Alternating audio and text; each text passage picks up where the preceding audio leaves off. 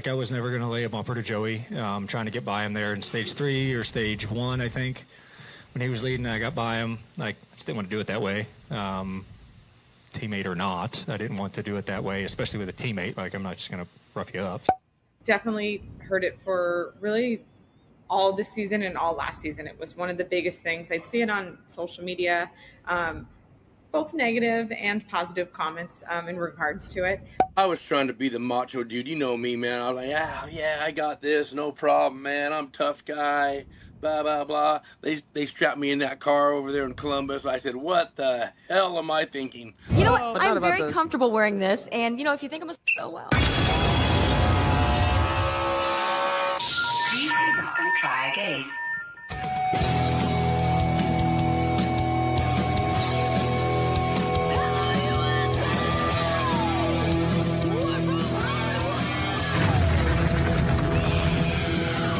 Live on the Freak Radio Network, broadcasting from the Lucas Oil Studios. Driven by General Tire. Rock on, baby! I am serious. Here's the Freaks.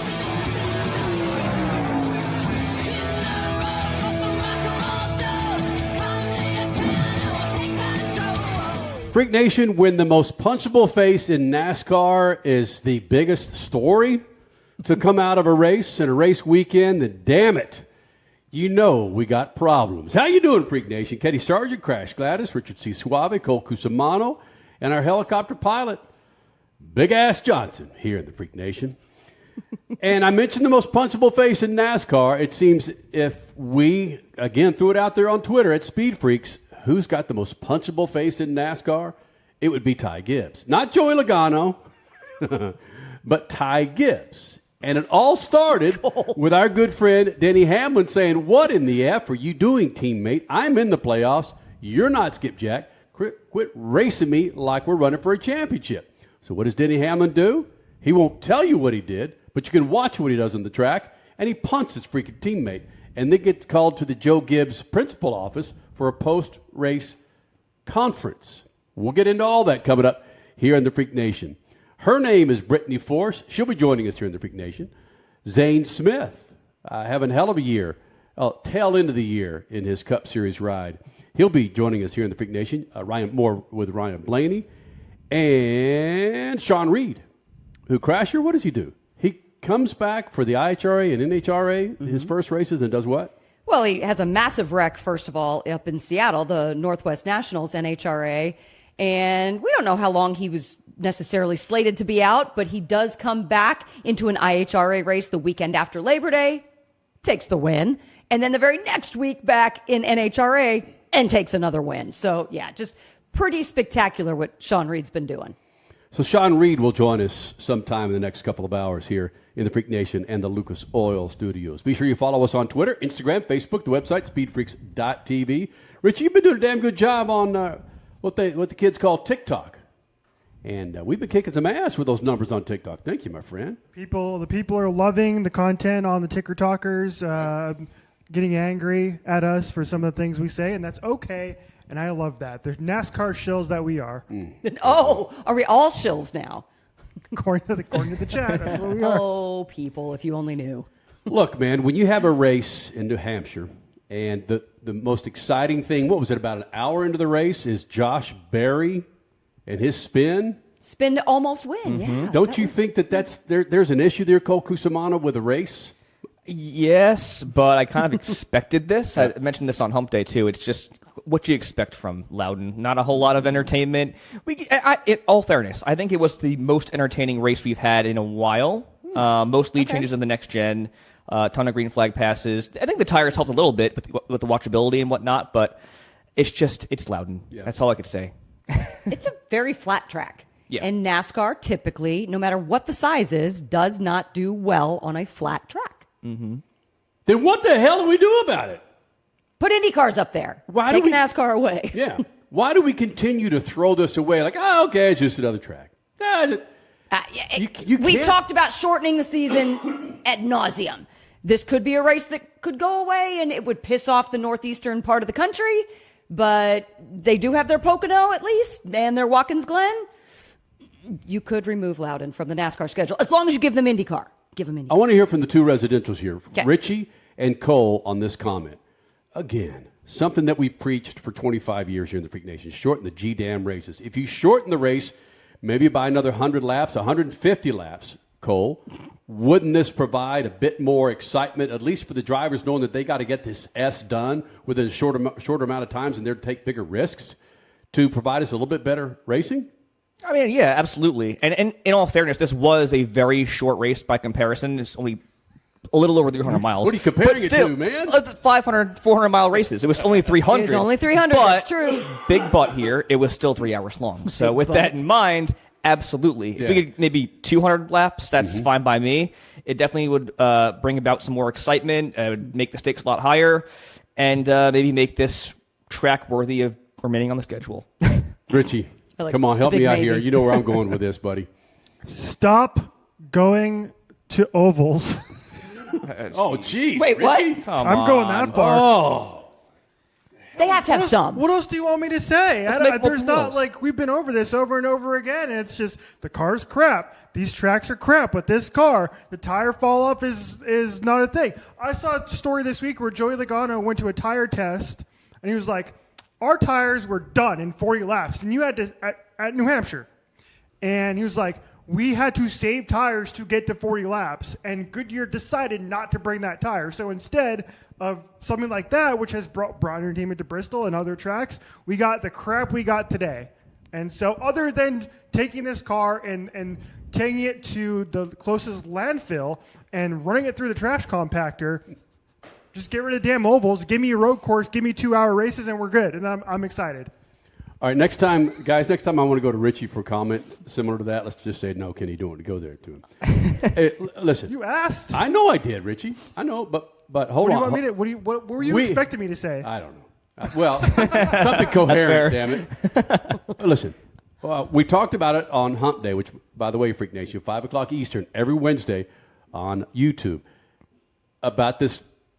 This is the first time at New Hampshire, Cole, that they run with this new tire compound at this track, right? Correct. And we thought that might provide us some additional entertainment.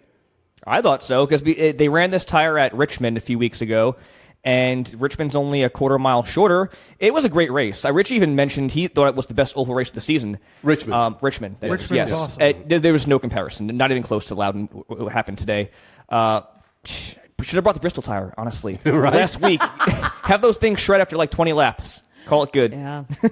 Remember our Sunday night show last week, how awesome that was because of the discussions that we had with the tires and the issues that we had with it at the drive. That gave us 2 hours of content. It gave us a lot. You are exactly right. Right? Yeah. Mm-hmm. Yeah. But for tonight's show, our lead is Ty Gibbs' face. That's something, Right? though. That's something. Yeah.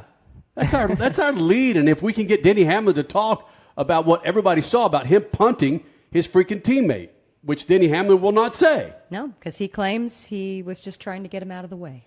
Damn it, it just gets old. It's like rinse, repeat. My gosh. And Richie, the trend has been lately where we anticipated, thanks to our good friend Jeff Gluck, who covers NASCAR for The Athletic, where he asks, was this a good race? I'm not going to even insinuate that it's going to be overwhelming, yes, because of the way people are picking up on it, finally going, this is BS. Not yes, it's BS. That's so true. Last week's Bristol race got 80+%. I'm expecting this week. I was looking through some comments on Reddit and a little bit on Twitter as well. And from what I've seen, most people are pretty negative, but they kind of agree with you, Cole, which is like, what do you want us to do? It was Loudon. This race is never good, type of thing. So I'm not expecting good ratings on the poll or good ratings on the TV side either. Just to bring that up next, exactly. Yep. My prediction is that the ratings and the viewership for this weekend will be the lowest of the playoffs, and maybe even of the last 10 races. Think so? I don't feel good about it. That's a huge gut punch. Oh, wow. Well, Okay. let's Freak Nation, we want to give you some perspective. Again, one of our homers for NASCAR is our helicopter pilot. And Big Ass Johnson, in the pre-race breakdown, we're talking about items that we want to discuss in the show. And we're talking about the race and how interesting the race was. And what did you have to say, Cody, about the race? What did you do during the race? I definitely took a nap. Yeah. I didn't know where you were going with that. In contention, Cody. Kyle Larson was in contention. That's where I'm going, Richie. Kyle Larson had a shot to win the damn race. And when P1 for Kyle Larson is freaking Cody taking a nap, NASCAR. Loudon. What'd I say? What? Oh, Loudon. Loudon.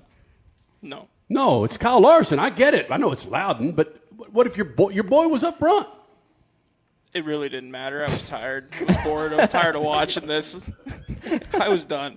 I didn't care. I'll see him in victory lane if that was the case. Well, I guarantee we're going to bring you we're going to bring you more excitement than the race because we're able to pick some things from the race, including Denny Hamlin, more Ty Gibbs, Joe Gibbs, Ryan Blaney has some things to say post race. So we'll find some instances that will hook you into believing that this was a decent race. At least if you pull the curtain back a few times like we intend to do here in the Freak Nation. So that's what we'll do. Coming up next, we'll hear from Ryan Blaney. We'll hear from Denny Hamlin, maybe even Joe Gibbs. And there's a comparison going around now between Kyle Busch back in the day and currently Ty Gibbs. What the hell do we mean about that? We'll share that with you. Coming up, Speed Freaks Pits, Lucas Oil Studios. Speed Freaks, Motorsports Radio, redefined. Some people, they follow the rules. Here at the Freak Nation, we don't. Go to our YouTube channel at Official Speed Freaks and hit the store link, and you'll be able to own a part of the Freak Nation, from adult to kids tees, freaking hoodies, beanies to styling lids, kicks, and coffee mugs. All carrying Speed Freaks attitude that's been rattling cages for 25 years. This ain't fashion. It's a big old fat middle finger to boring. Hello. If you want to blend in, keep walking. Hit up Speed Freaks YouTube page and bang the store link so you too can own a part of the Freak Nation. As your power steering pump ages, seal leaks may occur, causing the power steering system to lose fluid. Your power steering system may also develop an annoying squeal, and the steering may become more difficult to handle. By using Lucas Power Steering Stop Leak, you will stop the seal leaks, reduce slack in rack and pinion, eliminate the squeals and hard spots in your power steering system. It is guaranteed to stop seal leaks or your money back. Lucas Power Steering Stop Leak. It works.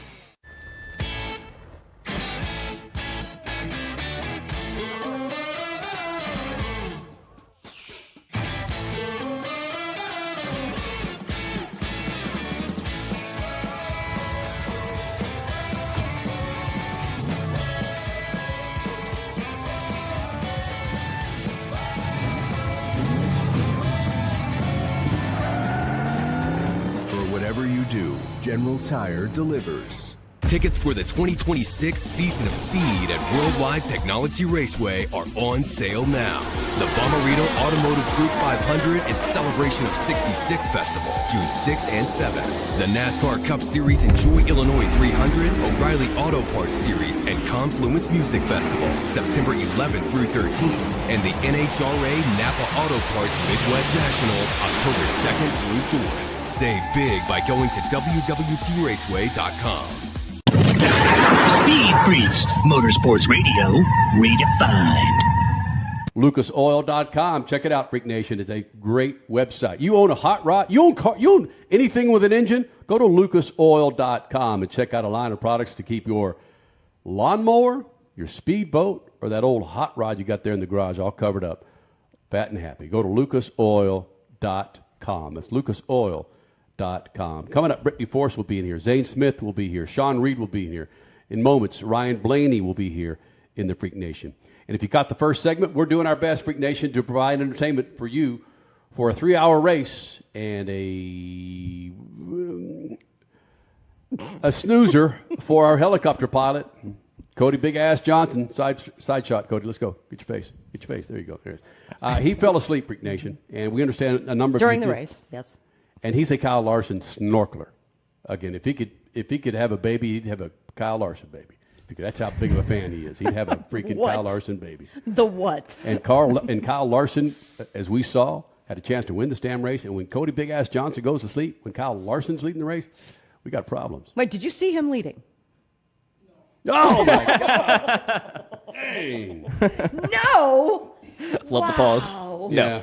No. Okay.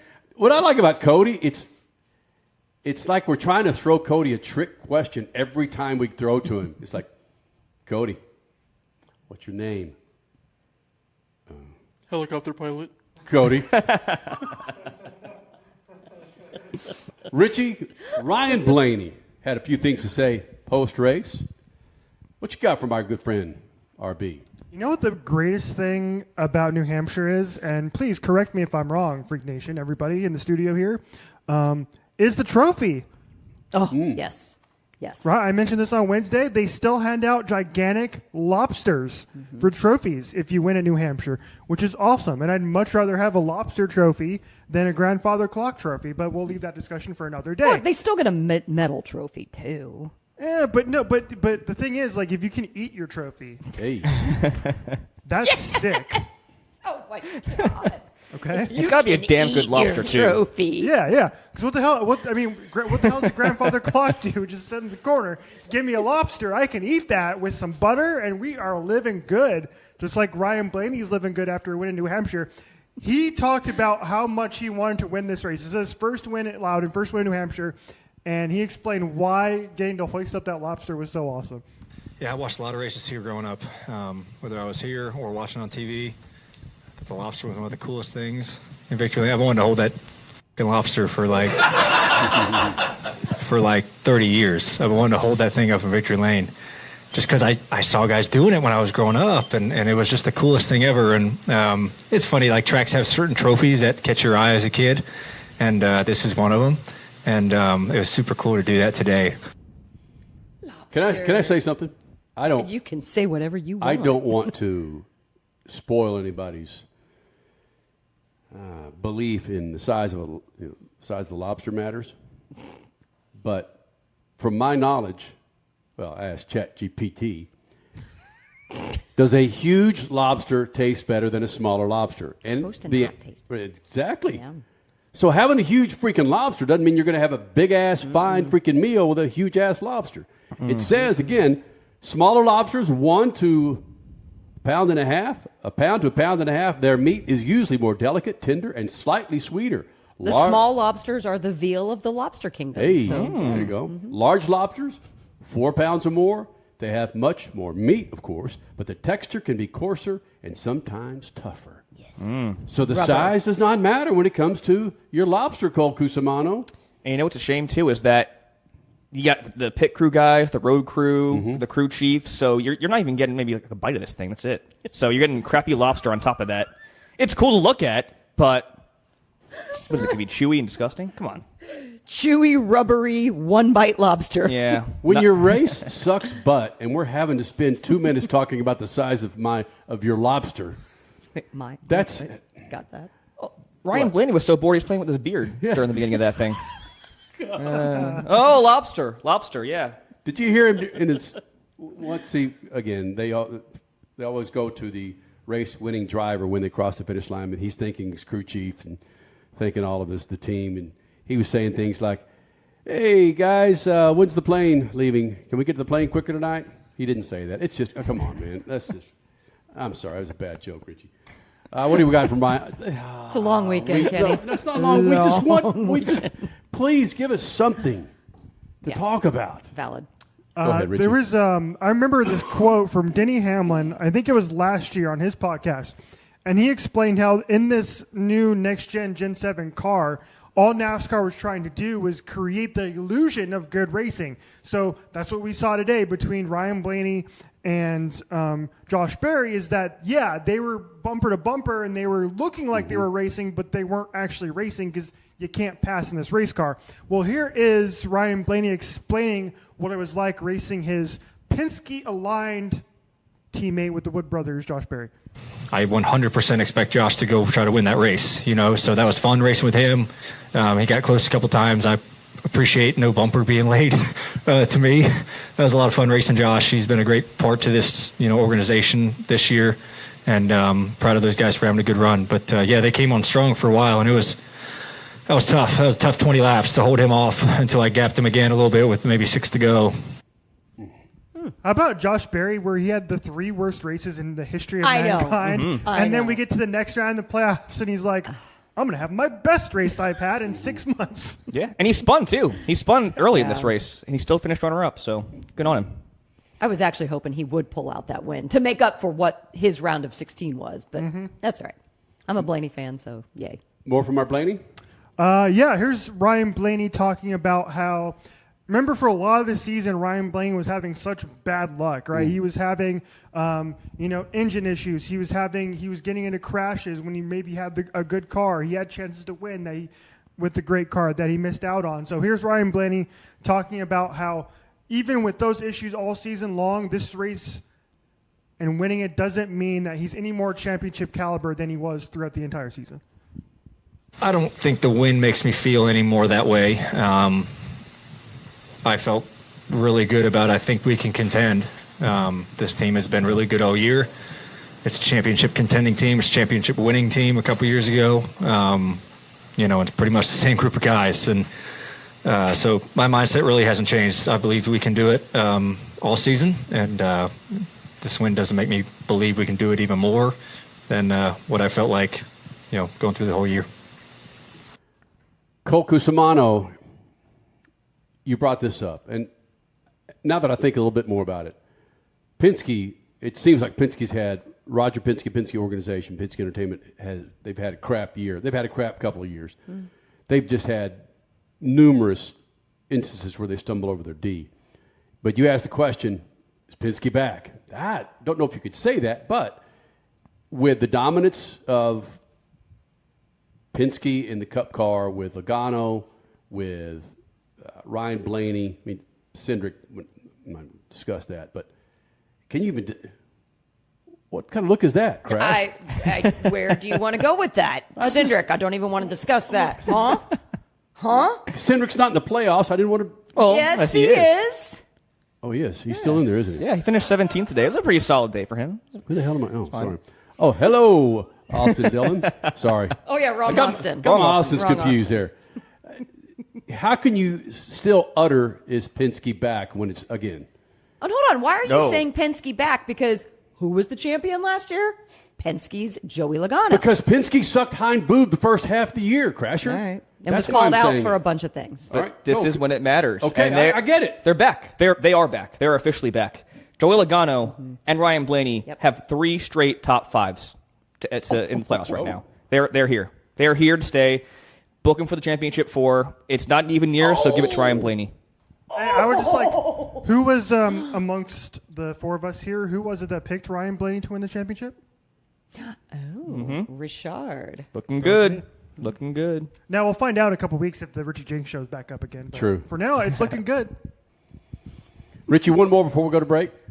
So this is actually a good transition because I think coming up next, we're going to get more into the Ty Gibbs and Denny Hamlin situation. Well, Ryan Blaney was asked about how he handles situations like that. If he has a disagreement on track with the driver, he says he's very open. He's like, hey, I want to go and talk to them and figure this crap out before it festers. I think it's more beneficial to speak on it sooner than later, because if you don't speak on it sooner than later, things fester. People have their own minds. Like, did he do it on purpose? Whatever. And then things can kind of build. So I think the sooner that you can get that stuff out in the open, just have a conversation with somebody. I think that's always the better way to go about it. And everyone's different, but that's just my mindset on it. No, Ryan Blaney is just freaking married. That's what it is. You work it out with your wife, your spouse. You don't go to bed pissed off. Right. Don't go to bed angry. That's right. So, smart move there, my friend. The most punchable face in NASCAR. We'll discuss that. Also, Zane Smith coming up. Speed Freaks Pits, Lucas Oil Studios. Speed Freaks, Motorsports Radio, redefined. As your power steering pump ages, seal leaks may occur, causing the power steering system to lose fluid. Your power steering system may also develop an annoying squeal, and the steering may become more difficult to handle. By using Lucas Power Steering Stop Leak, you will stop the seal leaks, reduce slack in rack and pinion, eliminate the squeals and hard spots in your power steering system. It is guaranteed to stop seal leaks or your money back. Lucas Power Steering Stop Leak. It works.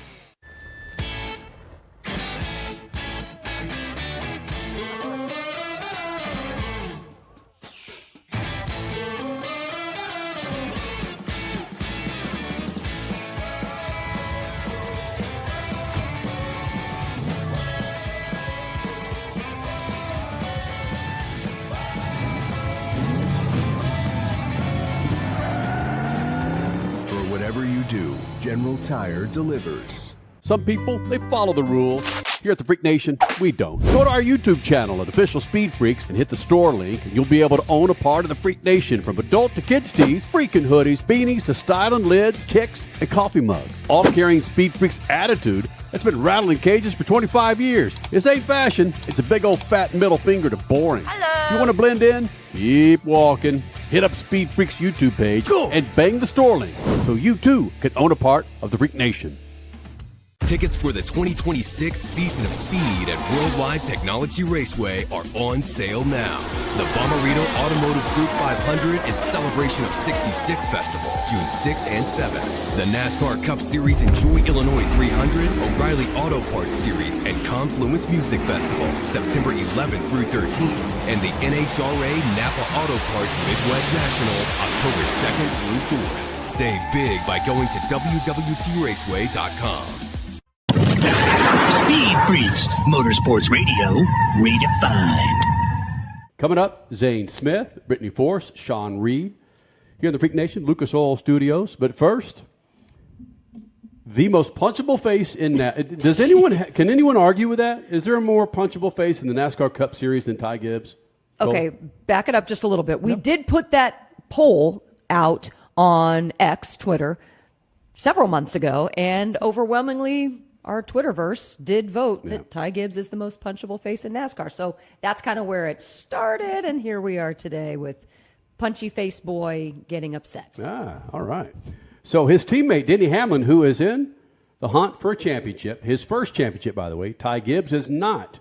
But Ty Gibbs was running his teammate, Denny Hamlin, pretty darn hard a time during that race, and Denny Hamlin just said, F this, man, and gives his teammate a little bit of a push.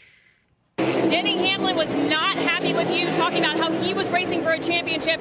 As you look at the incident, was somebody in the right and somebody in the wrong, and where does that lay out? Yeah, it's unfortunate, but I'm excited to go race next week and looking forward to it. Denny also mentioned that he felt like somebody from the organization should talk to you. What do you expect that conversation to look like? Yeah, we'll have a good race next week. We're looking forward to it. Damn.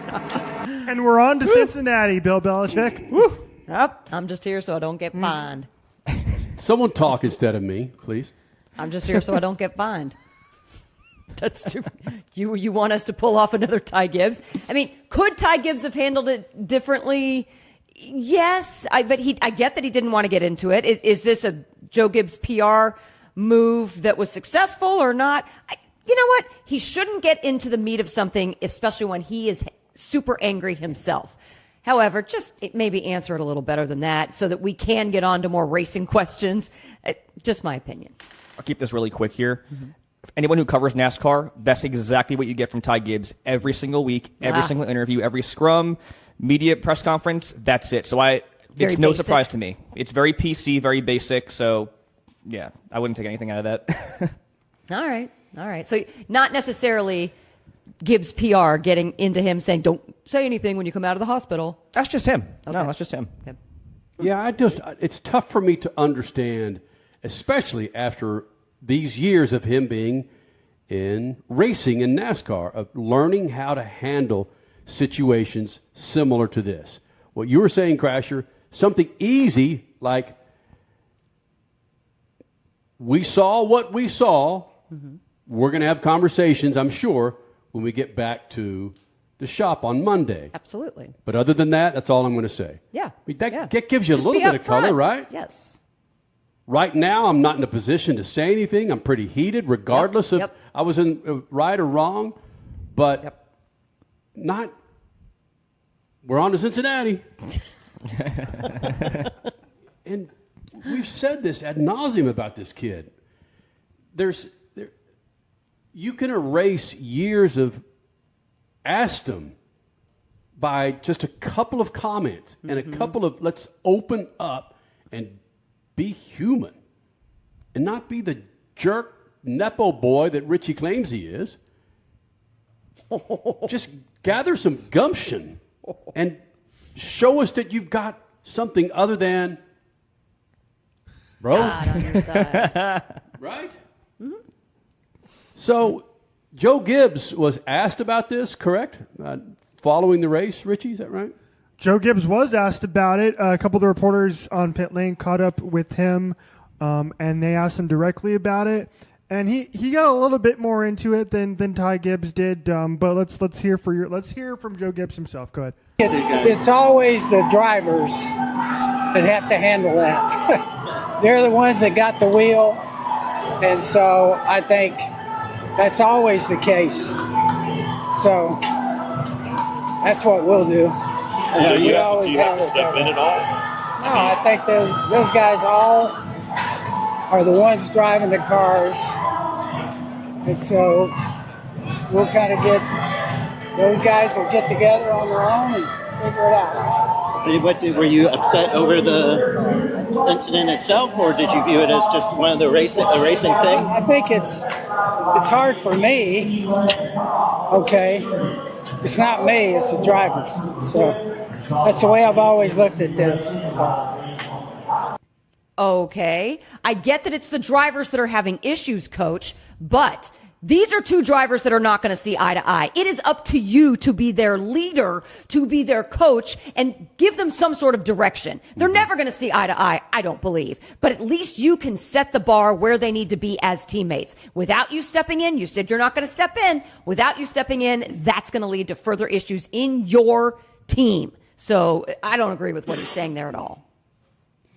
There was an instance over the weekend that my lovely wife and I encountered, and it involved our wonderful midfield goal-playing daughter in a soccer game Saturday afternoon where she needed to be reprimanded. And Crasher didn't wait too long to reprimand her. And I'm not disagreeing with how Crasher went about reprimanding our daughter.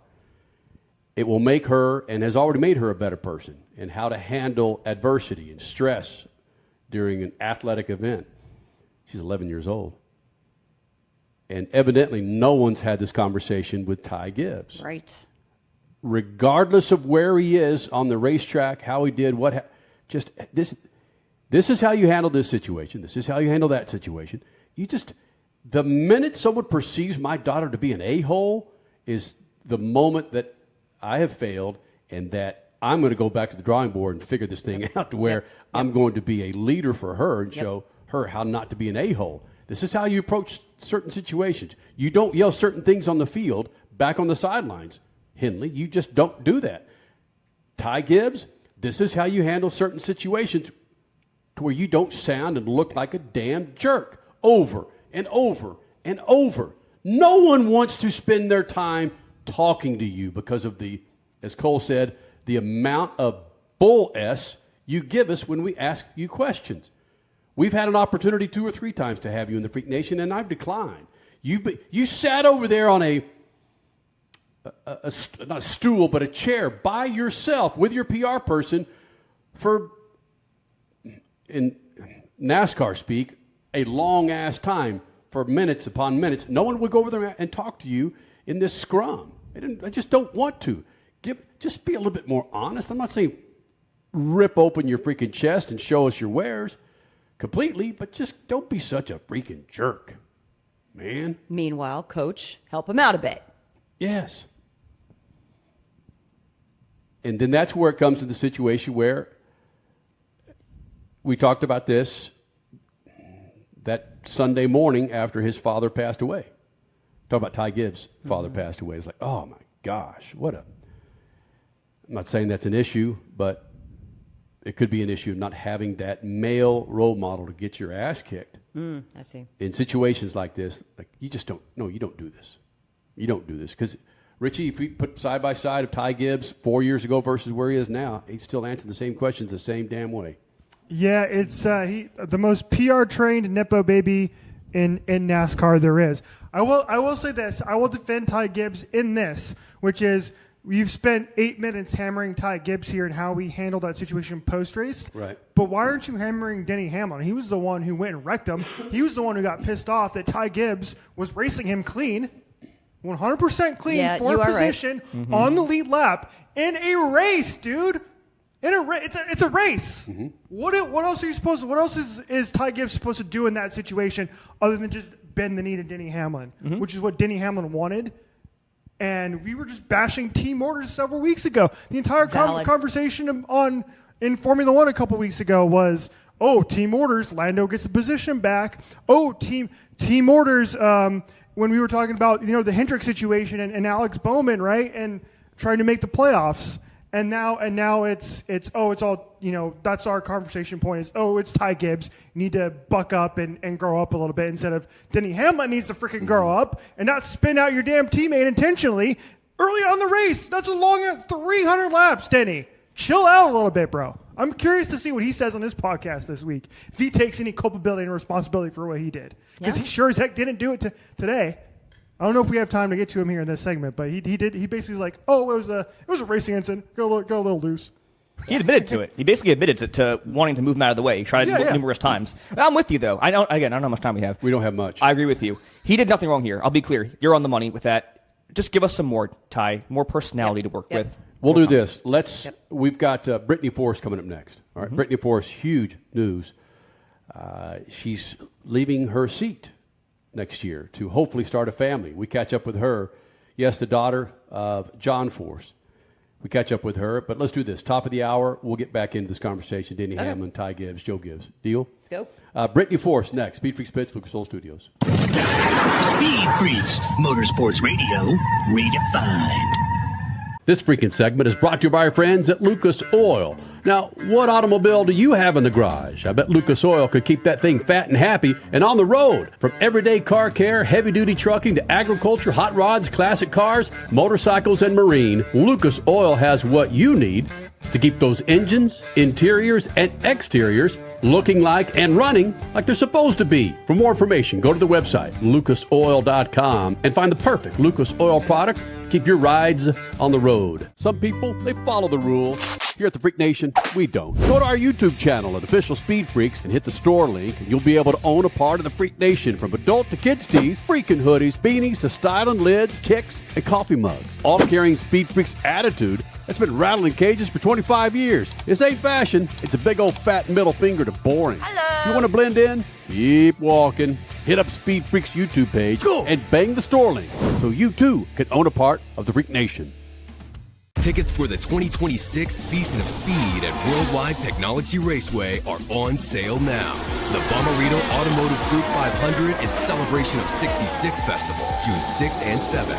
The NASCAR Cup Series Enjoy Illinois 300, O'Reilly Auto Parts Series, and Confluence Music Festival, September 11th through 13th. And the NHRA Napa Auto Parts Midwest Nationals, October 2nd through 4th. Save big by going to www.raceway.com. Speed Freaks, Motorsports Radio, redefined. Well, Freak Nation, Brittany Force back with the Freaks at Lucas Oil Studios. And a force has been coming in the Freak Nation over the last 25 years, many times over the year, whether it's her dad, her sister, or her sisters. Brittany Force again here in the Freak Nation. Brittany, with the announcement of you leaving this series, at least temporarily, to start a family, when did these thoughts start to go through your head that, man, I've got to make this decision and I've got to put it out there? It's something that was always in the back of my mind. I mean, I remember when I got into the seat in 2013, it was always in the back of my mind coming into, NHRA drag racing. There's, being a female, that's one of the difficult things about it. A man could continue to race and start a family. It's much different for a female. And I watched both my sisters. I watched Ashley get out of the seat, finish the season, stepped out of the seat at the end of the season to start a family. I watched Courtney do the same thing. Ashley has 2 little boys. Courtney has 2 little girls, and she has a 3rd one on the way. So it was always kind of in the back of my mind, but I was never in a position where I wasn't even, thinking about family. I was strictly focused on career and driving, and that's where I was at. And it wasn't until recently I got married last year that it really it started to sink in a little bit heavier than before, and it was on my it's been on my mind since I started dating my husband. But going through last season, it was actually, I think we spoke in, was it Phoenix beginning of this year? We had a conversation about it. Do you remember? Was it last season? I think it was beginning of this season. We had a conversation about it. It all runs together. Yep. Yeah. So I had a feeling that I knew that we were going to connect at some point because we did have a conversation about, being a female in the sport and pregnancy and that announcement NHRA made about rule changes with female drivers. So anyways, back to what I was saying, I completely lost my train of thought now. I don't remember where I was going. Hey, that's totally normal. But yes, this is just the evolution of people. This is what we do in life. And it just so happens that racing happens to be a business where that's not as friendly, so to speak. Yeah. You can't necessarily do your job and carry a child. But let's just be perfectly honest. Is it not the most annoying thing in the world, just you and me talking right now, for people to say, oh, you're married now. Aren't you going to have a kid? If you have a kid, are you going to step out of the car? Oh my gosh. How much did that annoy you, to be perfectly honest? Definitely heard it for really all this season and all last season. It was one of the biggest things. I'd see it on social media, both negative and positive comments in regards to it, but also comparing to my sisters. When I got engaged, that's when the rumor started. Oh, she's going to get out of the seat like her sisters, almost putting it in a bad light, like getting out of the seat to start a family. Like, what about your racing career? But actually, since I made the announcement in Reading just last weekend, I did have that concern in the back of my mind, how people were going to react. And actually, the fans out there, so supportive. It was so awesome to see.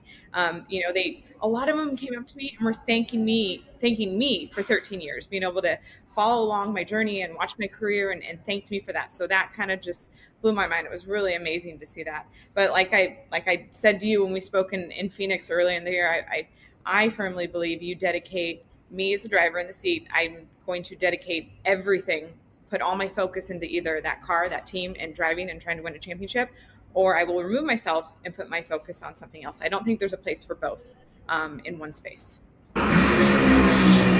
It is Ida smoking the tires early. It is Brittany Force, 343.51.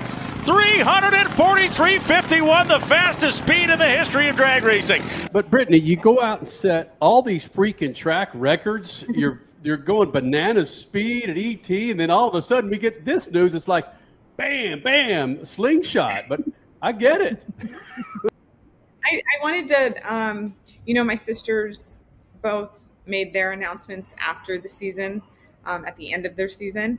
And one of my sisters, her hands were tied through sponsor reasons. She wasn't allowed to say anything, or, they made the announcement. And I wanted to do it differently. I'd been speaking to my sponsors, all season long. Even end of last season, I was already having conversations with, my crew chief, my team, my sponsors. They already were in on it. They already knew what was going on. But I didn't want to go through the whole season and make the announcement then. I know so many people have done it that way, but I wanted at least to do it at some point before the season ended to, give fans a chance. If they, debated coming to race, maybe it might change their mind. And I don't know, I just wanted it out there for the fans as quickly as we could get it. And that was as quickly as we could get it done. That just happened to be Reading, the very start of the countdown. And that's where it lined up. That's how it fell into place. And, I was happy with it. I was happy to make that announcement and get that weight off my shoulders so I get back to focus, put my focus where it needs to be, and that's driving. So I was happy to get that off my shoulders. That is specifically where I wanted to go with you. How much of this has been a weight on your shoulders? And you are so good at compartmentalizing things that I don't think it affected your racing whatsoever. Like Kenny just alluded to, the records and everything you've been setting this year. But just overall, not having to worry about that burden anymore. That has to be huge. And great timing. Now it's the playoffs. Yes, exactly. It did feel good to get it out because, again, I've had so many people, calling me, asking me what my plan was for next season. If a seat position is opening, fans, I just had so many people asking me about it. And it's like trying to, I wasn't 100% sure yet at the beginning of the season when people were asking. And so when it all kind of came into play, it did feel good just to finally say it, get it off my back, and then start focusing on back in the car. Who was giving you some of the best advice on how to handle these sorts of stresses? Was it one of your sisters? Was it Leah Pruitt? Was it somebody else that maybe would surprise us? Really, it was just, working with people under the John Force Racing umbrella, working with my crew chiefs and my team who were 100% supportive. I know that over the last few years, JFR's definitely gone through some transitional phases, and we've had ups and downs. We decided in 2020 to step back and not finish the season.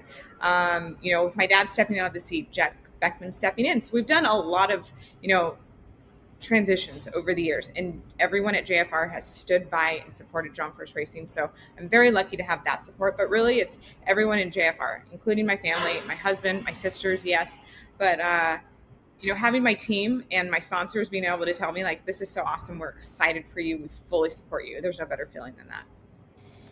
Brittany Force joining us here in the Freak Nation, of course, flying the colors of John Force Racing. And Brittany, whether it's Laura, your mother, or your dad, John, can you pull the curtain back a little bit and share with us? I don't need to go real deep, but what were the conversations you were having with those two who have been involved in drag racing for 5+ decades now? My mom is just very quiet. She doesn't say very much. She's just, whatever you want to do, I'm there, whatever you want to do. And she doesn't say very much. Now, my dad is the opposite. He shares too much information. It depends on what day you get him on. If, again, it's up and down with him. That's always how he's been. And one day it's, are you sure this is the right decision? Look what you just did on you just set another track record. You did this. You're great. Keep driving. I love you in the seat. And then the next day it's, the sport is dangerous, and I understand you getting out, and I love the grandbabies. He has a ton of grandkids, and he loves his time with his grandkids. So then he's on that side, but he's just back and forth. Either way, he supports me. He's happy for the decision I've made. You may not be able to comment on this, speaking of, but what's the future of John Force Racing once there is not a force involved with John Force Racing? Right now, our focus, this David Grubnick, John Collins run team, I know that there's still so much out there. I plan to fully support them. I love that team, and I want to see them continue to succeed.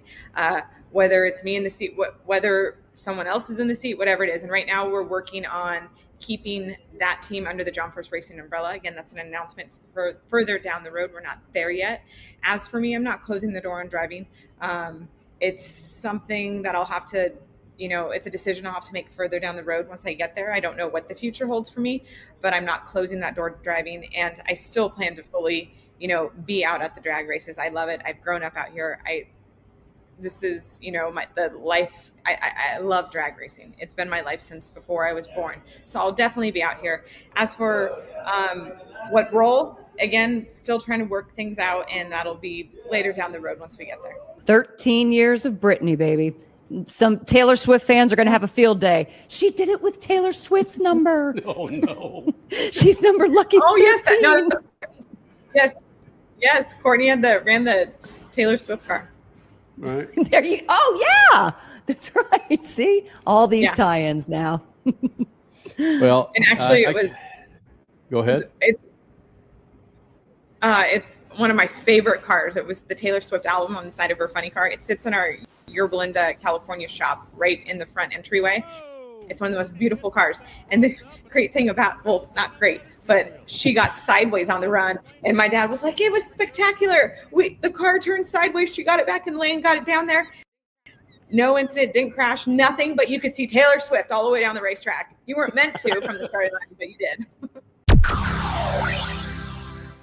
Coming up next hour, Freak Nation, his name is Shawn Reed. Survived a hell of an accident and goes out and wins his next NHRA event. When he got back in the car, he joins us, as well as Zane Smith, having a hell of a year in his Cup ride. Big second hour of the Freaks coming up. Speed Freaks Pits, Lucas Oil Studios. Speed Freaks, Motorsports Radio, redefined. Some people, they follow the rules. Here at the Freak Nation, we don't. Go to our YouTube channel at Official Speed Freaks and hit the store link, and you'll be able to own a part of the Freak Nation, from adult to kids tees, freaking hoodies, beanies to styling lids, kicks, and coffee mugs. All carrying Speed Freaks attitude that's been rattling cages for 25 years. This ain't fashion. It's a big old fat middle finger to boring. Hello. If you want to blend in, keep walking. Hit up Speed Freaks YouTube page and bang the store link so you too can own a part of the Freak Nation.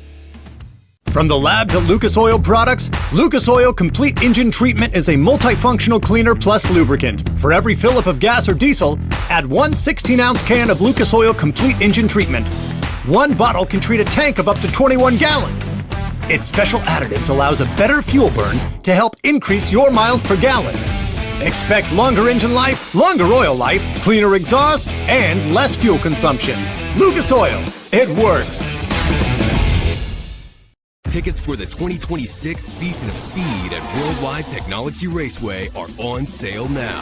The Bommarito Automotive Group 500 and Celebration of 66 Festival, June 6th and 7th.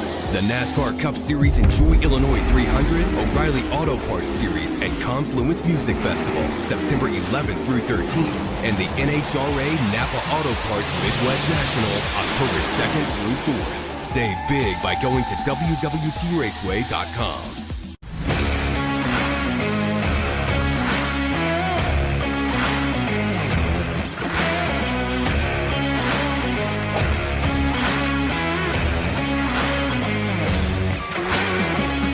Like, I was never going to lay a bumper to Joey, trying to get by him there in stage 3 or stage 1, I think. When he was leading, I got by him. Like, I just didn't want to do it that way. Teammate or not, I didn't want to do it that way, especially with a teammate. Like, I'm not just going to rough you up. Definitely heard it for really all this season and all last season. It was one of the biggest things. I'd see it on social media, both negative and positive comments in regards to it.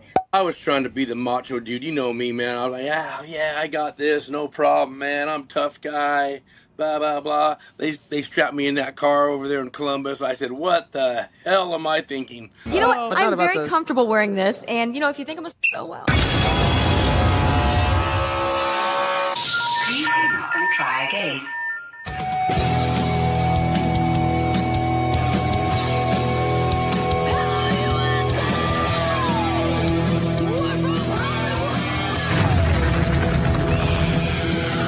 Live on the Freak Radio Network, broadcasting from the Lucas Oil Studios. Driven by General Tire. Rock on, baby! I am serious. Here's the Freaks.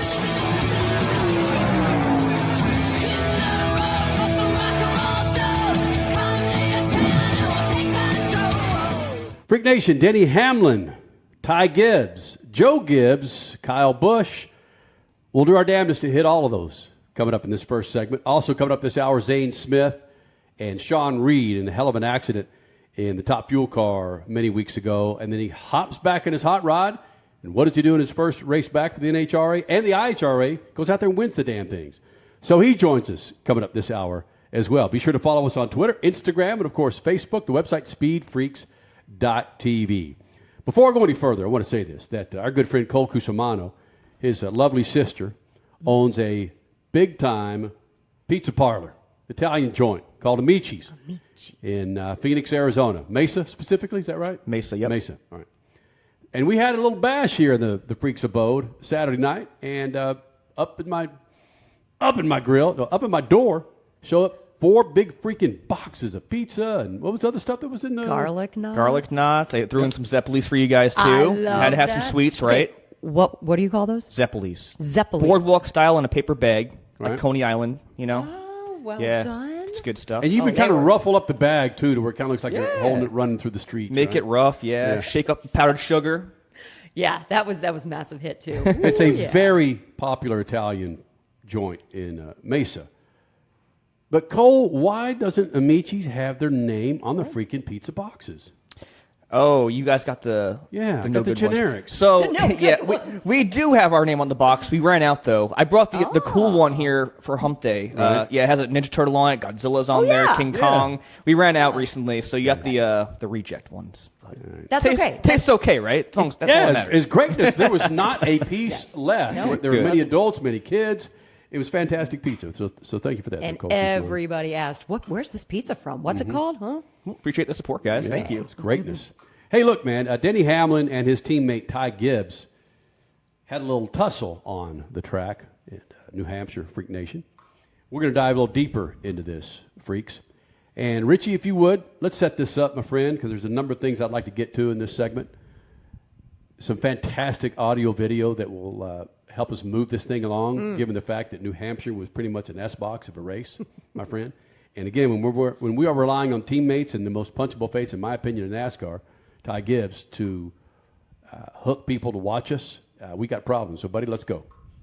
Where do you want to start? Do you want to go back and just refresh for the Freak Nation who may be tuning in here in the second hour of the show? Let's do it. Let's hear from Ty Gibbs first, and then we'll play Denny Hamlin right after that, so we can get both sides of the argument. So, real quick, because there was a tussle on track, and so this is what Ty Gibbs is alluding to. He and Denny Hamlin, but one thing we didn't talk about the first hour is Gibbs also had some words for his other teammate, Christopher Bell. Gibbs was just kind of in his helmet heated, it seems like, throughout the beginning of this race. So maybe that also led to his little tussle with Denny. Go ahead and play the Ty Gibbs from our friends at NASCAR and NBC here. Denny Hamlin was not happy with you, talking about how he was racing for a championship. As you look at the incident, was somebody in the right and somebody in the wrong, and where does that lay out? Yeah, it's unfortunate, but I'm excited to go race next week and looking forward to it. Denny also mentioned that he felt like somebody from the organization should talk to you. What do you expect that conversation to look like? Yeah, we'll have a good race next week. We're looking forward to it. Great follow-up there from Tim Kuhn, I believe. Yep. Tim Kuhn on pit road there for yep, NBC. I like that. Yep, very solid. That was awesome. That was a great follow-up there. Okay, so that was the perspective from Ty Gibbs. He did the Marshawn Lynch, I'm here so when I get fined, I'm on the Cincinnati answer. Denny Hamlin was asked about this incident as well, and here is his explanation for what happened between the two of them. We made contact in a one. It was like a fourth or fifth time we made contact, but eventually ended up getting spun. Would you have felt that? Would you have done the same thing if it wasn't a teammate, or how would you feel like they would have been different if you weren't teammates? Well, I made a mistake in a turn one, so yeah, I would have made a mistake with anybody in that position. So was this out of the way? I was trying to get by him.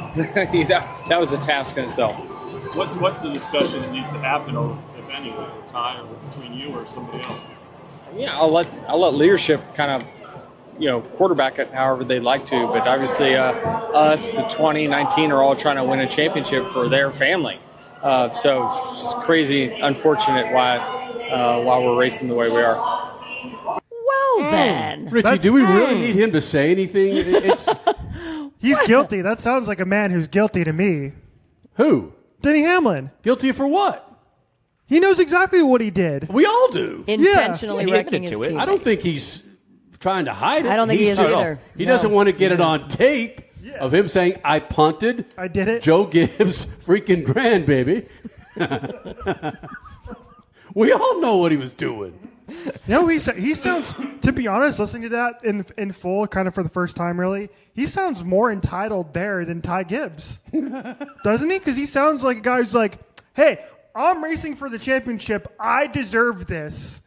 Me and my two other teammates racing for the championship deserve this more than you, Ty Gibbs. That's more entitled than Ty Gibbs is. Oh, but is that wrong, though? I mean, we do not like team orders, but at the same time, there's a crap ton of money that's on the line for a championship. And if Ty gets in the way, which has been a problem since the playoffs began in the mid-2000s, your non-playoff drivers getting in the way. Pass him, Denny. Well, that is valid. You can't pass with this car, though. I think that's where a bulk of the frustration and the contact came from, was that you can't pass the car. You even said it in there.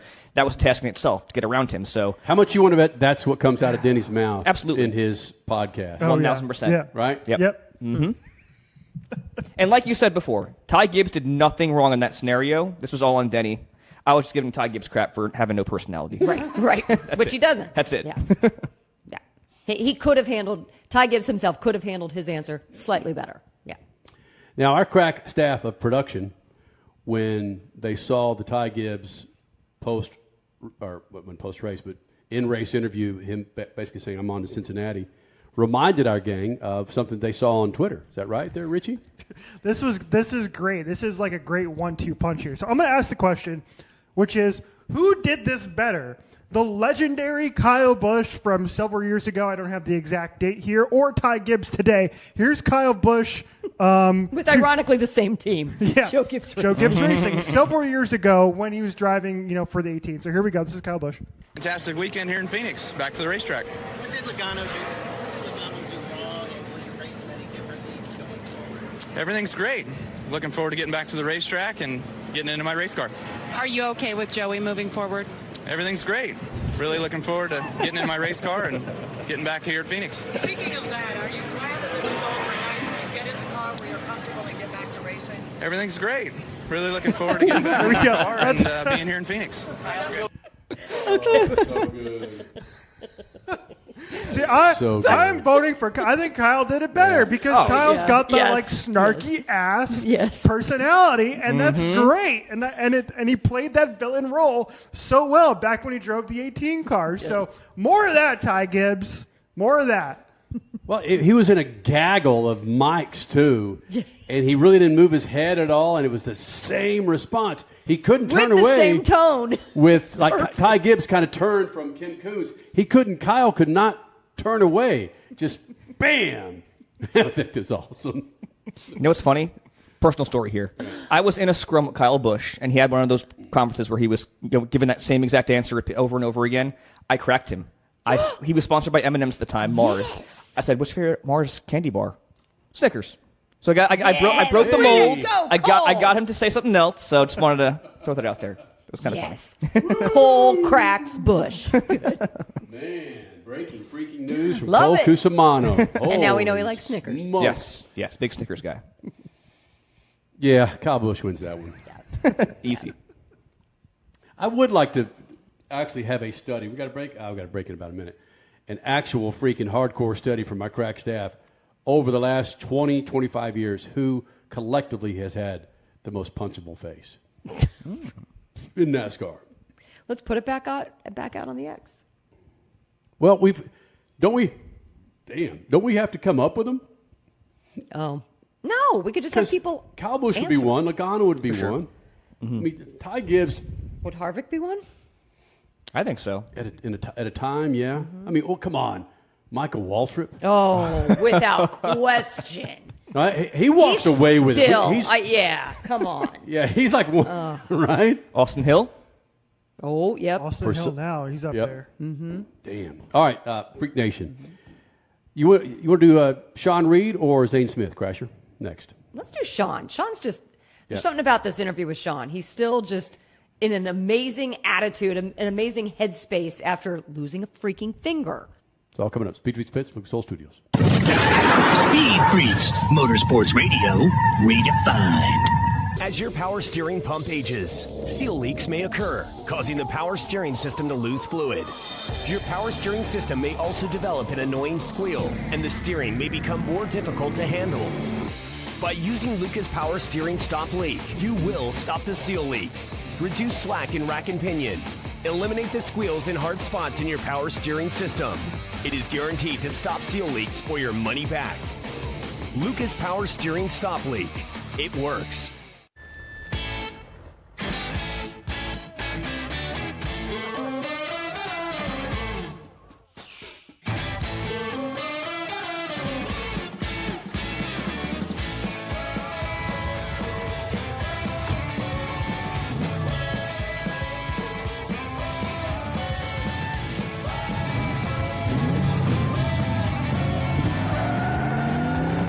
Whatever you do, General Tire delivers. Some people, they follow the rules. Here at the Freak Nation, we don't. Go to our YouTube channel at Official Speed Freaks and hit the store link, and you'll be able to own a part of the Freak Nation, from adult to kids tees, freaking hoodies, beanies to styling lids, kicks, and coffee mugs. All carrying Speed Freaks attitude that's been rattling cages for 25 years. This ain't fashion. It's a big old fat middle finger to boring. Hello. You want to blend in? Keep walking. Hit up Speed Freaks YouTube page and bang the store link so you too can own a part of the Freak Nation.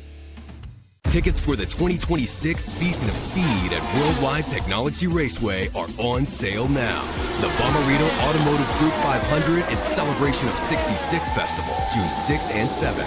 The NASCAR Cup Series Enjoy Illinois 300, O'Reilly Auto Parts Series, and Confluence Music Festival, September 11th through 13th. And the NHRA Napa Auto Parts Midwest Nationals, October 2nd through 4th. Save big by going to WWTRaceway.com. Speed Freaks, Motorsports Radio, redefined.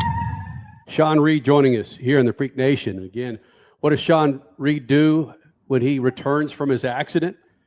He goes out and wins an IHRA event, and his first NHRA event, comes back and kicks some ass. to beat the bejesus out of a whole lot of dudes coming into that race. 2 races off of an accident, 2 races on a return, 2 wins. What? Yeah. What? Coming off that accident, Shawn Reed, was there a bit of ambivalence, or was there a time when you were going up to the starting line going, damn it, last time I was in this cockpit, I was sideways? Did that enter your mind at all? Yeah, you know what? I didn't.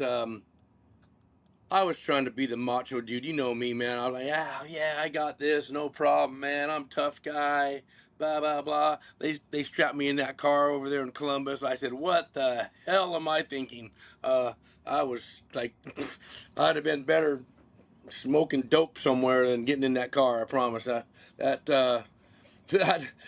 I mean, it wasn't just getting in the car, Kenny. It was I mean, I thought about it when I was backing up from the burnout, and I shut my eyes and prayed at 800 feet, dude. I prayed. I just said, please don't pop a tire, and just stay on there.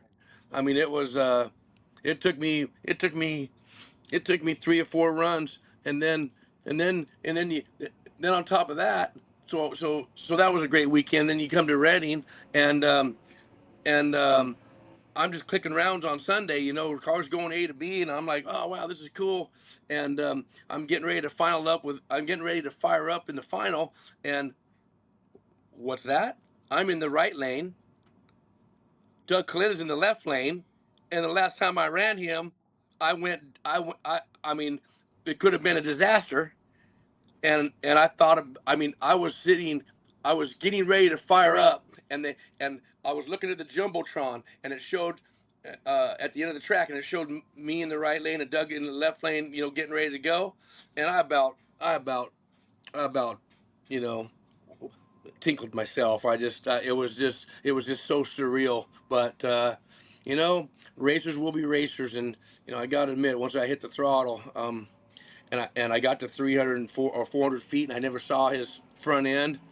I'm like, well, this might turn out to be pretty dang cool, you know. So it was pretty dang cool, you know. You know what? That is surreal, but at the same time, it's what you needed to get over that mental hump, because you knew eventually you were going to have to go head to head against him. It was the finals, but you got it out of the way. Do you feel now that moving forward, anyone you match up against, it's getting better and better and better? Yeah, it's getting. I mean, it definitely is getting better. You know, yeah, it's nothing can, you know, nothing could let anybody know what it's like to drive a top field dragster, and there's no way I can tell you what it's like to crash one at 290. I know what it's like, but I can't. It's like I can't put it into words. The things that go through your head, and you know, then you get knocked out, and then they're trying to cut the cage. I mean, just all the things that happened in, you know, them 2 or 3 weeks, you know, from the accident, and then after that is, it's just pretty much sucks. It's interesting to me. I mean, I think you guys need to be giving Doug Colletta some like serious gifts of some sort, you and Tony Stewart, because Tony had a crash up against Doug. What's Doug got? Is there like a voodoo doll or something? Of course I'm kidding, people, but my goodness, Doug.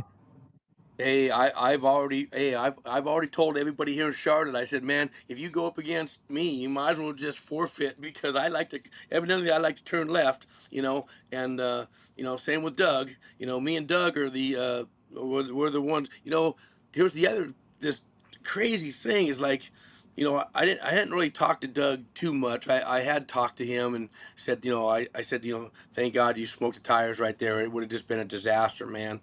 And he goes, yeah. He goes, you know, I go, you've been doing this so long, and I don't think you've ever crashed. He goes, yeah, I've never had a major crash at all, you know. And I mean, this was like in Indy or something, not here. And Doug goes, you know, what you did was like 1 in a million, man. That stuff just doesn't happen, man. And then he goes out and loses a front tire. But I haven't talked to too many people on that one, but you know, they were saying the front tire blew. I think the front tire that broke. I think the front tire broke off the car. It didn't have. I think the front tire broke off the car is what I think. But that's just me. Yeah, we were referencing that after the Reading race, and when we were talking on Speed Freaks on Sunday night, you can see it. The wheel just goes diagonal. That's not air going out. That's a piece that broke off. And that's like if it just popped, Doug would have been able to drive it. I think it just folded under, which kind of pulled him left into Tony, man. I mean, it looks like Doug just drove into him, and Doug didn't just drive into him. I mean, he was the car took him there, absolutely. Yeah. So Shawn Reed joining us here after a wild crash at the NHRA Northwest Nationals in Seattle, and then his first 2 races back, one in IHRA, one in NHRA, win. Holy cow. Your mental capacity right now seems to be high, seems to be happy. I'm sure. I mean, I noticed that your hand is still a little bit swollen. Are you needing to get yourself there every day when you wake up, or are you truly kind of still riding high and happy on things? Yeah, no, I mean, it's, I'm kind of happy I'm not back in St. Louis right now, because my PT guy is, oh man, he's a brutal guy. But I'm trying to do it. I'm trying to do a few things, and there's a lot of phantom, pain. There's a lot of even. I wouldn't say pain. It just sometimes it's like like my finger's still there, and it's I gotta remember that my guys like to play a lot of jokes on me. They're like they're standing around the other night, and they're like, hey man, you got something up there, man, you got something up there. I'm like, huh, I do, but yeah, right there. And so I go up, I go up and try to pick my nose with a finger that's not there. I poke my eyeball out with my middle finger, and they thought that was just funny as heck. They got me good there, Christ. Yeah, I think there's only a handful of people who can empathize fully with how that feels, the phantom pain. That is wild to me. Have they, though? You talked about this the last time we had you on. Have they brought out that foam finger yet to back you up? No, I keep on waiting for it, man. I've seen it in the trailer, but they'd have to go up and hide it over the wall. So I mean, I would just die laughing if they did it, but I mean, I haven't seen it yet. I haven't seen it yet. But everybody keeps on asking me. They're like, man, you crashed, you lost a finger, you went and you won your first 2 races back, and what how can you top that? And I said, get a mobile surgeon, cut another one off, take me to Charlotte. Let's go. What? No, let's not lose anymore. Hey, I can win. I can win. Thumbs ain't fingers. I can win 7 more races this year. Oh, I only got 5. I got 1, 2, 3. I mean, hey, I can still come up with a couple of them. Things I would do. Things I'd do to win a championship. You don't even know. Again, Tony Stewart has been a strong proponent of you and your recovery, and you guys have become good friends. After his accident, what did you do? What was the first thing you do when you heard about his accident or saw his accident? I was the next one in the staging lanes. My wife is, became friends, pretty good with Tony and Leah as well, and Dom, the little baby, and she came running up. She came running towards me, and I could see the fear in her eyes, and she just said, Tony just crashed. So I popped out of my car. I popped out of my car so quick. It wasn't even funny, and I went to the start, and I went right to the starting line, and with my helmet on and everything, and just started taking some stuff off and just watching it. But it was kind of deja vu. It's just like, man, I mean, when I saw it, I'm like, man, he should be okay, man. I mean, everything I went through and the safety things in these cars, I mean, he should be okay. But I saw him like, kind of, walking, pretty gingerly, and then I did after the run, I did go in his trailer, and he was sitting there and, holding the baby, and, his left hand was, he goes, I messed up my left hand a little bit. And I'm like, well, you got fingers. It's good. And it's good. You're making progress. And we kind of laughed about that. And then, he's the one that, after the race on Monday, he's the one that texted me that I'm the second guy since Doug Herbert in '99 to win an IHRA and an NHRA back to back. And I'm like, oh, that's the first. I mean, so that was the first I heard about it. And Tony Stewart's the one that texted me that. And then And then he said, "Oh yeah, you want to beat that?" He goes, "Not that pro's been around that long and had races, but you're the only one that's ever won a pro race, IHRA race, and an NHRA race all in the same year." And I'm like, yeah, I never knew that.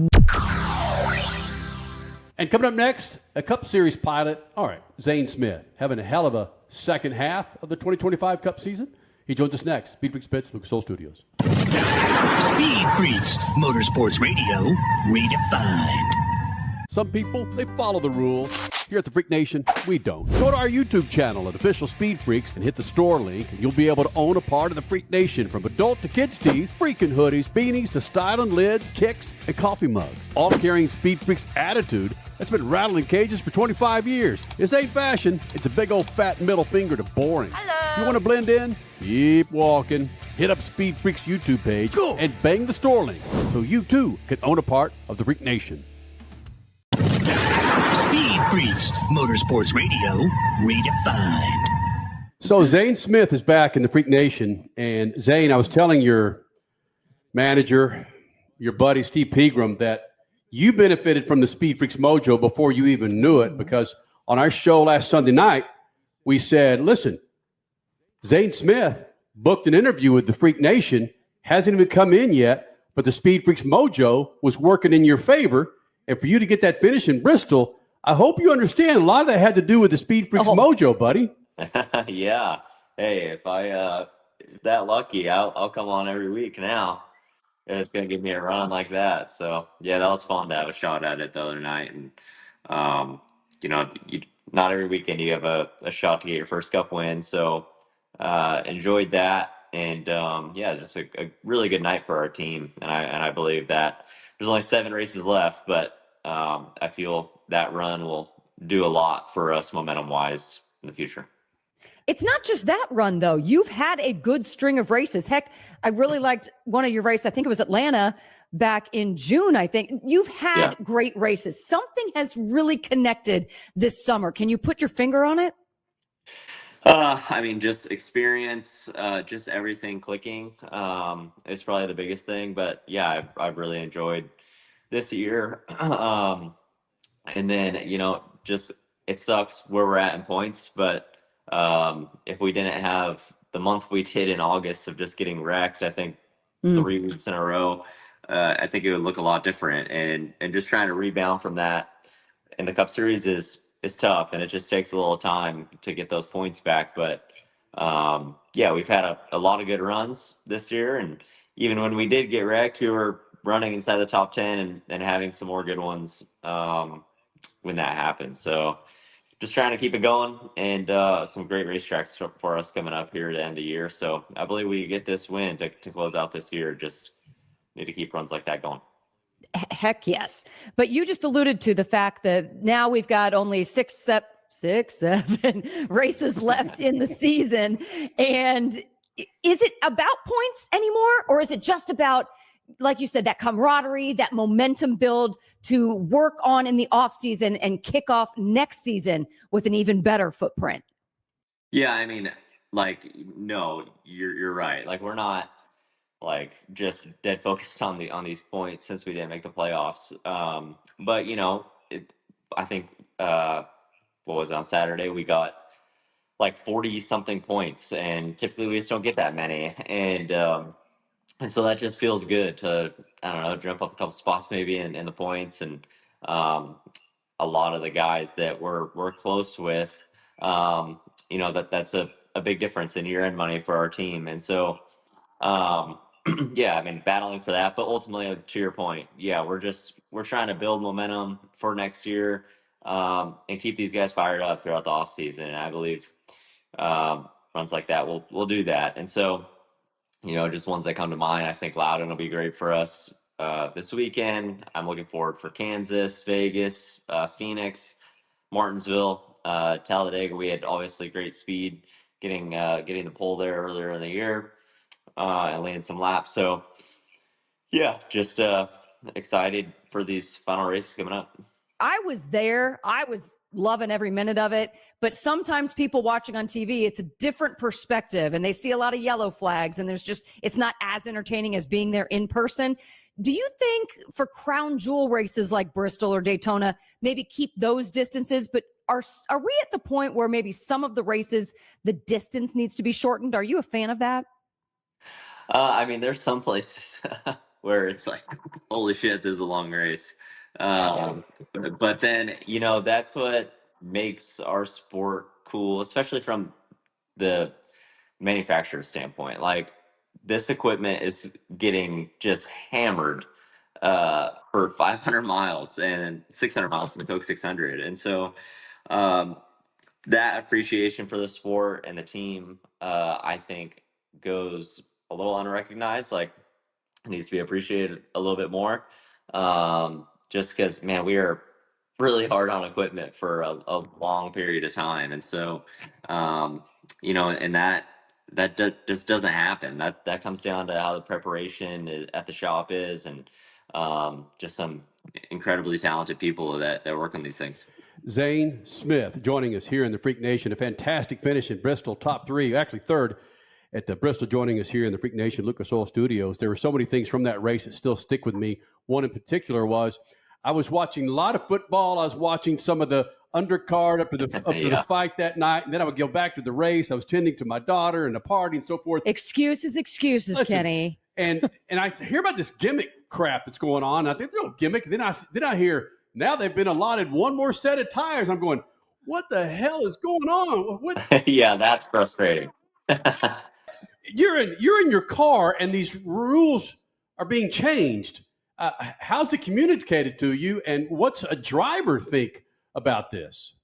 Well, that's the one thing, and that doesn't happen often.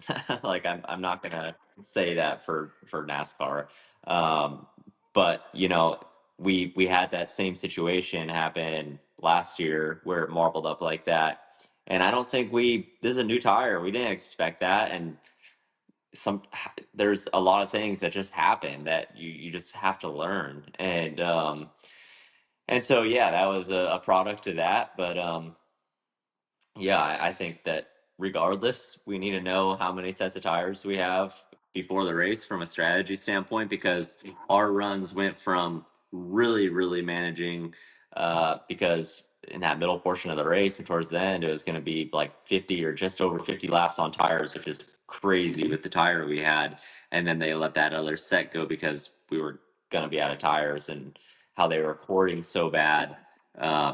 You would have seen pretty much like the Cars movie where Lightning McQueen's driving around on rims. So we just, they gave that extra set, and it kind of turned our runs in from 50 something laps, whatever, to I think it was like 36, which is a big difference what I do inside the car on managing my stuff, and how just the strategy plays out. So glad we were on top of it. The communication was great with myself and my crew chief, and on relaying the message to me on what's going on, and really just kind of painting a picture for me. I only see so much going on, and at Bristol, it's absolute chaos. Like, when all this cycle starts happening, and just that people are pitting, people are on incredibly old tires, damn near wrecking around every square inch of the place.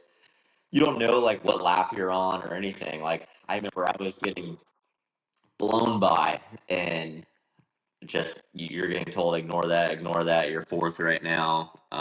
And so just there's a lot going on, and so I felt we did a good job managing that. Well, having said that, would you want Bristol to look like that again come spring? Me personally, I mean, I feel like I might be a little biased because it was a great one for us, but with that said, I think that was really fun, really exciting.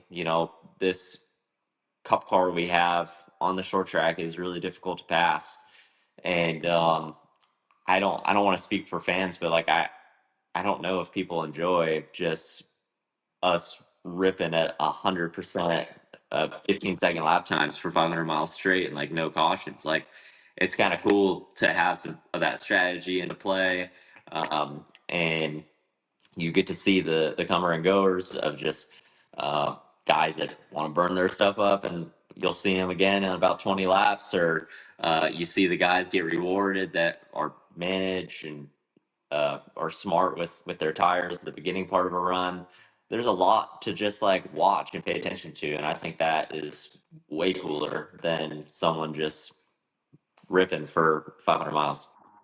Agreed. How did the tires fall off so much from practice on Friday to Saturday night? Great question. I don't know. I mean, we knew this tire was really soft, and they showed some cords after about 70 so laps, but like we didn't expect it to be like that. I mean, it cooled down, so like the rubber I think was getting actually put down on the racetrack, but I don't think we expected it to be like that. I actually got told from my spotter, I want to say like, I don't know, 20-ish laps into the run, he's like, hey, it's marbling up some, just be mindful of your right sides. And to be honest, I didn't really listen much. And I'm like, no, it's not going to be like that, how it was last year. And I'm like, oh no, my right sides are corded. And I was on pit road. It's crazy how it happens, like a light switch, and then all of a sudden, everyone's on the same page of managing their stuff and not putting themselves in that position. But I mean, you don't know until you know, and so yeah, crazy stuff. At Freak Nation, we'll wrap it up with a Hayden Deegan accident and a modified tire frisbee. We'll explain. That's next. Speed Freaks Pits, Lucas Oil Studios. Speed Freaks, Motorsports Radio, redefined. Freak Nation, head to your local General Tire dealership now to check out the latest additions to their product lineup. The Grabber family of tires are engineered for durability and feature innovative performance features that offer all-terrain capability, blending exceptional off-road durability and impressive on-road performance, all while sporting aggressive style. For outstanding off-road performance coupled with strong street manners, look no further than General Tire. General Tire delivers for whatever you do, and the official tire of Speed Freaks since 2001.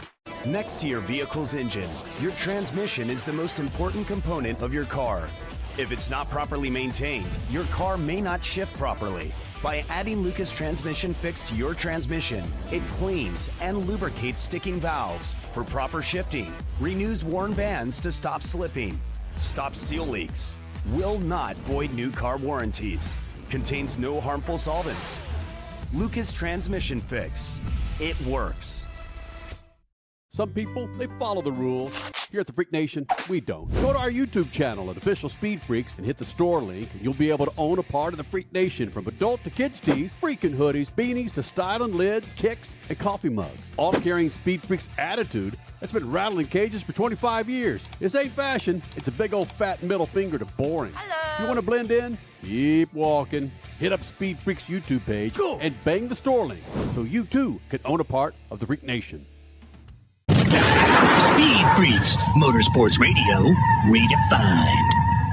Coming up, we may get more into the most punchable faces in all of motorsports, with Michael Waltrip, in my opinion, being the king of all when it comes to one to punch faces. It's Michael Waltrip. What? It's true. Is it all right? He's a punchable face. Okay. But before we get into that, Richie and Big Ass Johnson reminded me there were a couple of instances over the weekend where Crasher Super Motocross involving Ryder DiFrancesco and Hayden Deegan with the last Super Motocross race of the year over the weekend. There's Hayden Deegan. So the finale, the Super Motocross World finale, was in Las Vegas over the weekend. Jet Lawrence capturing his third consecutive. Unbelievable what that guy does on two wheels. Hayden Deegan did not get another world championship, and he rode the second moto. The first moto was decent. The second moto was loaded with drama. If you get a chance to go back to this and watch it on any of NBC's sources, please do, because Hayden was just in a different mindset. He would purposely slow and then get back up to mess with some of the leaders or to mess with Joe Shimoda. It's odd. It's really odd, his behavior. He has been fined some points. Unfortunately, in this incident with, I believe this is with Ryder DiFrancesco, he did end up breaking his collarbone as well. So just watch this and just know Hayden he was on one last night. Think about the points so much, and we talk about how can he attack this race. Deegan has got into the back of DeFrancisco. DeFrancisco down hard. Deegan back to the motorcycle, and that's shaking things up. Well, he tries to jump, Hayden does, and as he tries to jump over into that single, there's nothing that he could do because Ryder DeFrancisco loses the rear end. Watch, he's going to come out here, slides out. And that was just, Yeah, that's a tough. And the way Ryder D falls off, hate to speculate, but that's not good. Hayden didn't do anything, as you mentioned, Rick. He lost that traction. He was already committed. Oh, yeah, that's harsh. That's harsh. I haven't heard anything. I don't know if you guys have about Ryder. He put out on Instagram a statement that said, super lucky, just have a concussion. Thank you for keeping me strong all year. This could have been much worse. Wow. Yes, it could have. He did, and that incident there we didn't show, but he did walk away under his own power in that incident too. So yeah, just a concussion, luckily. Somehow. Yeah, right. And I think what added to it, Crasher, was your explanation is really what Hayden was doing all night long, and then that happens. I'm not saying that was intentional by any stretch. Right. But it just kind of I don't think that was intentional. No. I don't. You couldn't make that up if you tried. I mean, how his tire hits Ryder's helmet. That doesn't happen very often. No. So yeah. But Hayden was kind of on one. He was having odd behavior. He's been fined. Sucks about the collarbone. And here we're into the off season of Supercross and motocross. Modified race at New Hampshire. Was this Friday or Saturday? Saturday, Right. the Mohegan Sun 100 in the NASCAR Whelen Modified Tour. Have we, Crasher, you would know, have we seen a modified race in person over our 25 years? Yes. Yes. We haven't probably in the last 10, but yes, in California, Paris Auto Speedway, we saw some at Irwindale Speedway. No, not the Whelen Modified, not these. We've seen other modified, not the Whelen Modified, the National Series. We've not seen this. No, we haven't. I would have to have a deeper I don't think on I that. have. Okay. Again, the power to weight ratio with these race cars, it's just extraordinary. And if you look at the makeup of this race car, the stagger of the wheels, the placement, it's bananas. But that's not why we talk about it. Big Ass Johnson caught this at the last lap. Watch the whatever tire go frisbee near the tail end here. Bonteneur drives right down to the inside lane of the racetrack. He can't go any lower. Here comes Ripkema on the apron through turns 3 and 4. Out in front, off turn number 4. Checkered flag in sight. And off the corner, to the line they come. They make contact. Ripkema into the outside wall, but he takes the checkered flag for his first ever Whelen Modified Tour victory. Oh, my God. What just happened? So he gets shoved into the wall, and then the tire frisbees. And just... Cole, you're from that area. You ever seen a modified race? I haven't actually. National Series? No. No, living in New York, I wasn't really big into motorsports till I got out here to Arizona. So, yeah. Yeah, nothing says motorsports quite like Arizona. Yeah, Right? Phoenix Raceway. Come on. Hold on. The amount of dirt tracks that have been around here, I mean, so many of them are closed, which is incredibly unfortunate. But yes, I mean, this was the place, we're talking about Phoenix, Arizona, or just Arizona in general. This was the place where IndyCar drivers in the, 70s, 80s, they would prepare for the Indy 500 with the oval that is Phoenix Raceway. So, yes, Kenny, think a little bit about what you say before you utter it. And that's exactly why I said it, because it got somebody off and it got hurt. It took up another minute of our programming. I will say, that is not the first time we've seen a 3-wheeled win in motorsports in recent history. Because Lewis Hamilton did it first. Oh, Kenny. He did it at Richie got a chance to shout out Lewis. He did it at Silverstone in 2020. I think he had a tire blowout right at the end of the Silverstone Grand Prix, and he managed to hold off Max Verstappen to end up winning that race on 3 wheels. So this guy's got nothing on Lewis, baby. Come on. Lewis did it first. Did you enjoy Baku? Baku was better than NASCAR in New Hampshire. I tweeted that out today. And people are like, is he crazy? But it's 100% true. I love Baku. Baku's cool. Baku's a cool track, man. Explain to the Freak Nation what you're talking about, Richard C. Not everybody snorkels F1 like Baku is a city in Azerbaijan, and that's where the Formula One was going on this weekend. The Formula Max One? Verstappen, his 67th career race win. He is now 69 points, nice, out of the championship. So the drive for 5 is on for Max. Make it happen. Whoa. Okay, back to you, Kenny. Thank you for the Formula One of the year. Goodbye. Speaking of punchable faces. Oh, Max Verstappen. I would, yes. I would punch Max Verstappen if I had the chance. Now, when we say punchable face, we're not saying that they are, for the most part, despicable human beings. We're just saying they've got a punchable face. Their demeanor, some of the things they might say or do, or where they drive or talk to people, give you some verification of why you want to punch these people in the face. But, yeah, Max Verstappen might be one of those. Whoa. My favorite former Formula One driver that I probably would have punched in the face at the time is Ralph Schumacher. Mm-hmm. Yeah. You and Ralph never got along. Cole Cusimano, you being the younger one here on set, give me 3 or 4 drivers in Motorsports series that you think are very punchable. Punchable. Is it only NASCAR or anything? No, anything. I'll go Pato. No, I don't like Pato. I don't like Award. Pato's face. I don't like his attitude either. Got it. Tell the Pato Nation that. Oh, smoke. Hey, flame me all you want. I'll go Kyle Busch. Kyle Busch being the OG Dale Jr. fan that I was. Got it. Mm-hmm. And Kevin Harvick. Like that call from you before. Yeah. All right. Crasher? My knee-jerk reaction went to Joseph Newgarden. My OG. He's such a good-looking guy. So's Pato. So's Max Verstappen. But you just said it has nothing to do with their looks or the fact that they might be a despicable human being. Whoa. You're not saying Joseph is despicable. No. I said might. Okay, got it. His antics over the 2025 season, I think a lot of people would like to punch Joseph Newgarden. I'm just throwing it out there. Including teammates? Yes. Yes. Right. Going back some time, and this is a guy that I really like, but I think that he definitely was punchable in his day, Paul Tracy. And let's do... I'm having a really tough time coming up with a third. It's all right. It's tough on the spot. Yep.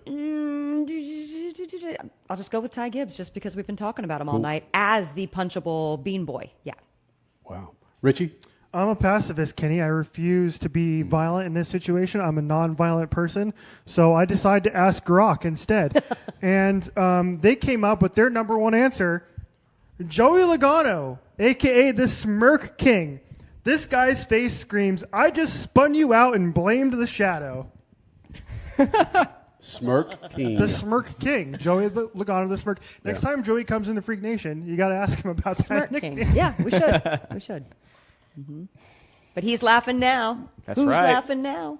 Joey. Mm-hmm. All right. Joey. Well, I'm going to go with my man, Michael C. Waltrip. Oh, And of course. As I think he will hold that mantle for me for the entire rest of my life, unless someone else is able to duplicate the Aston that he has provided us over the last 3 decades. Aston. That's good. Hold on. If you have to choose Michael Waltrip or Ralph Schumacher. Ralph Schumacher. Oh. Yeah. Because he legitimately earned the punchable face with me. Right. So there you go. Do we have All right, time man. for you to talk about it? Oh, we don't sure have don't. time. We got to go. Later. Speed Freaks, Motorsports Radio, redefined. This freaking segment is brought to you by our friends at Lucas Oil. Now, what automobile do you have in the garage? I bet Lucas Oil could keep that thing fat and happy and on the road. From everyday car care, heavy-duty trucking to agriculture, hot rods, classic cars, motorcycles, and marine, Lucas Oil has what you need to keep those engines, interiors, and exteriors looking like and running like they're supposed to be. For more information, go to the website, lucasoil.com, and find the perfect Lucas Oil product. Keep your rides on the road. Some people, they follow the rules. Here at the Freak Nation, we don't. Go to our YouTube channel at Official Speed Freaks and hit the store link, and you'll be able to own a part of the Freak Nation, from adult to kids tees, freaking hoodies, beanies to styling lids, kicks, and coffee mugs. All carrying Speed Freaks attitude that's been rattling cages for 25 years. This ain't fashion. It's a big old fat middle finger to boring. Hello. If you want to blend in, keep walking. Hit up Speed Freaks YouTube page and bang the store link so you too can own a part of the Freak Nation. Tickets for the 2026 season of Speed at Worldwide Technology Raceway are on sale now. The Bommarito Automotive Group 500 and Celebration of 66 Festival, June 6th and 7th. The NASCAR Cup Series Enjoy Illinois 300, O'Reilly Auto Parts Series, and Confluence Music Festival, September 11th through 13th. And the NHRA Napa Auto Parts Midwest Nationals, October 2nd through 4th. Save big by going to WWTRaceway.com. Speed Freaks, Motorsports Radio, redefined.